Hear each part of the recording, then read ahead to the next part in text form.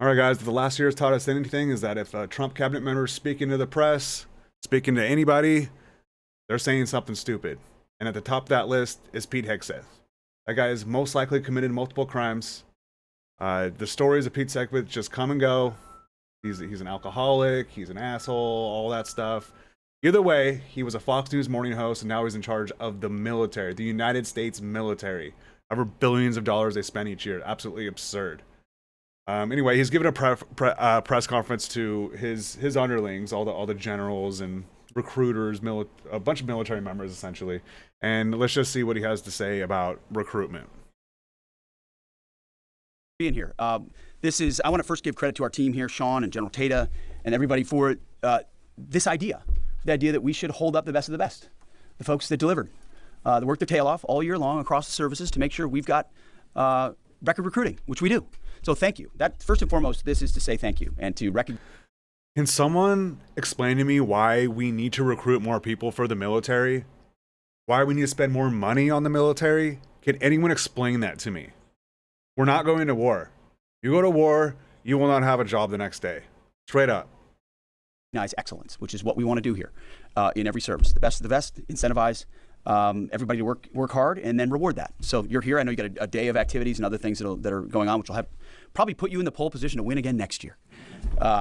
Keep going. And as the president has stated, and he pays very close attention to, these have been historic recruiting numbers. You guys have all delivered. And I know it's not easy on the basic ingredients on recruiting, that too many of our young people are too fat or too dumb, or not dumb, that's wrong.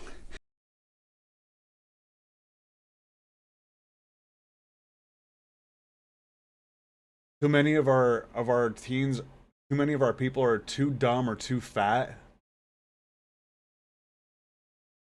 Really, dog?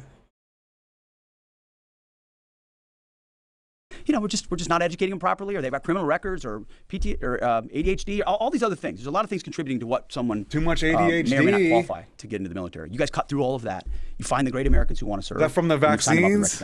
And the role you play, I mean, I didn't grow up in a military family.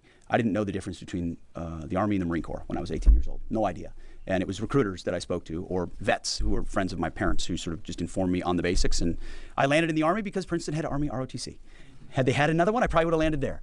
So that's what you deal with on a regular basis, right? As young Americans who are patriotic and they want to serve.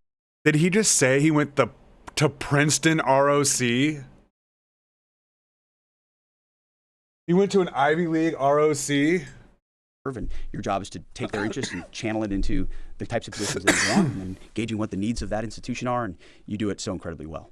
And I hope you see from our view is to make your job easier, is to get back to the basics, to make serving more attractive for young Americans. And whether it's restoring the warrior ethos and rebuilding the military, our goal from the very top has been to say we're not doing all the social engineering stuff that looks like college campuses. We're a distinct entity with core values. We're going to live those values, stay focused on them: accountability, discipline, meritocracy. What he's saying is no gay people, no trans people, no Muslims. That's the kind of shit that he's saying when he says those type of things. Democracy, standards, readiness, lethality. You're signing up to join a warfighting entity, not a woke institution. And I hope that helps you in your efforts. And if I've got my ear to the ground, my sense is that from listening to families and military families, there's a renewed energy to say, hey, this is the kind of institution I want to send my son or daughter to, because I think it will put the right things first. And that's why we sort of laid out what we call the Department of War Golden Rule, which is what I've asked all of our commanders and seniors enlisted to think about, is do unto your formation that which you would want done unto your son or daughter's formation.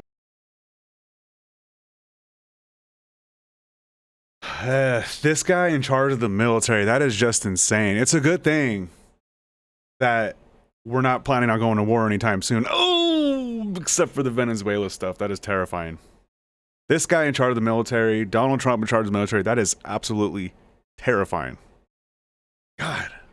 I realize this is what the red team voted for, was an increase in spending, and to have a guy like this, a Fox News host in charge of the military. Terrifying stuff, guys. Terrifying stuff.